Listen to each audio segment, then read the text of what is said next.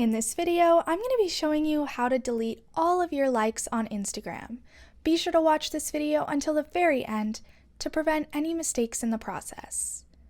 You're going to begin by clicking the three lines at the top right corner. Then click on Your Activity. Now, you'll see that there's an option to click Likes, so do that, and you'll see all of the posts that you have liked. It's really simple to remove all of your likes on Instagram. If you just want to do one post, you can click on it and unlike it. But if you want to do all of the posts at once, you can click on Select in the top right corner and select all of the posts that you want to unlike. Just like this, you'll click Unlike at the bottom, and all of these posts will no longer be liked. It's that simple. Be sure to leave a like, comment, and subscribe to the channel.